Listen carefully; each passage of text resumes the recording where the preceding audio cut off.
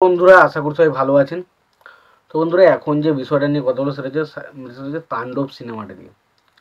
তো দেখুন, তাণ্ডব সিনেমার একটা বিষয়, মানে একটা আপডেট কিন্তু প্রচণ্ড সোশ্যাল মিডিয়ায় বা বিভিন্ন জায়গা থেকে আলোচনা হচ্ছে যে তাণ্ডব সিনেমার সাথে যুক্ত যে স্ট্যান্টম্যানটা ছিল সে মারা গেছে, এবং মারা যাওয়ার পর থেকেই বিভিন্ন মানুষের এরকম বক্তব্য আসছে যে এই যে তাণ্ডব সিনেমার যে ছেলেটা মারা গেল, তার পরিবারকে কি এরা কিছুই দেখলো না, ইয়ে করলো না, এরকম অনেকে প্রশ্ন করছিল। কিন্তু ফাইনালি বলে রাখি, সেই পরিবারকে কিন্তু কিছু রকমভাবে সাহায্য করছেন অবশ্যই শাকিব খান, এবং তাণ্ডব সিনেমার যারা কলাকুশলী রয়েছে তারাও কিন্তু তাই সেই মানে স্ট্যান্টম্যানের পরিবারকে কিন্তু কিছু সাহায্য করছে বলে শুনতে পেলাম। এবার অ্যাকচুয়ালি তো কত টাকা, কত কি সাহায্য করছে, কি দিচ্ছে, সেগুলো সম্পর্কে খুব একটা জানা যায়নি। তবে এটুকু বুঝতে পারলাম যে তারা কিন্তু এই পরিবারকে কিছু সাহায্য করছে।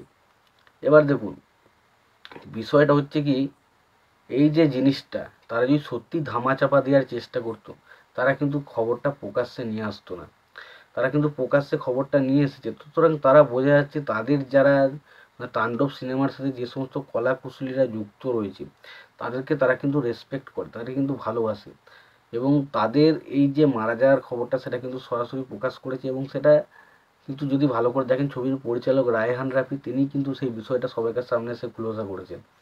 তো এটুকু থেকে পরিষ্কার যে তারা কিন্তু তাদের যারা রয়েছে, যারা যুক্ত রয়েছে, টিম রয়েছে, প্রত্যেকের প্রতি তাদের কিন্তু রেসপেক্ট রয়েছে। এবং শাকিব খান এবং মানে যারা রয়েছে তাণ্ডব সিনেমার টিম, তারা কিন্তু তার পরিবারকে কিছু সাহায্য করবে বলে একটা দাবি দিয়েছে। এবার দেখা যাক তারা কি করে। তবে সত্যি কথা বলছি, এখনও মনে হয় সম্ভবত তাণ্ডব সিনেমার শুটিং হয়তো কিছুদিন বন্ধ থাকবে। তো দেখা যাক কবে থেকে শুটিং স্টার্ট হয় না শুটিং, সেই বিষয়টা তো আসবো। তবে এটুকু বলতে পারি, তাণ্ডব সিনেমার প্রথম শুরুতে একটা বাধা এলো, এই ছবি কিন্তু বক্স অফিসে মারাত্মক কিছু করবে। এবার আসি, দেখুন বরবাদ সিনেমায় ইদিকা পাল তো রয়েছে, কিন্তু বরবাদ সিনেমার প্রযোজক যে রয়েছে তিনি কিন্তু একটা আপডেট দিয়েছেন। সেখানে তিনি বলেছেন সাবিলা নূর আর একজন বাংলাদেশের নায়িকা রয়েছে, এই দুজন নায়িকার মধ্যে কিন্তু প্রথম নায়িকা চয়েস করার কথা হচ্ছিল। বাট এই ছবির পরিচালক মেহেদী হাসান হৃদয় তিনি কিন্তু পরিষ্কারভাবে জানিয়েছিলেন যে দুজন নায়িকাকে নয়, তিনি কিন্তু তার ছবিতে ইদিকা পালকে চান।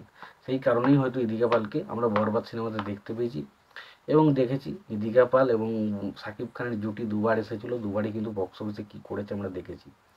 তো তোমাদের কি মতামত এই দুটো বিষয় নিয়ে অবশ্যই জানিও। ভিডিওটি যদি তোমাদের ভালো লেগে থাকে অবশ্যই তোমরা লাইক কমেন্ট শেয়ার করে দিও। আর যদি তোমরা চ্যানেলটায় নতুন হয়ে থাকো অবশ্যই তোমরা চ্যানেলটা সাবস্ক্রাইব করে নিও, পাশে বেল আইকনটা অবশ্যই প্রেস করে দিও। ততক্ষণের জন্য ভালো থেকো, সুস্থ থেকো, দেখা হচ্ছে পরবর্তীতে।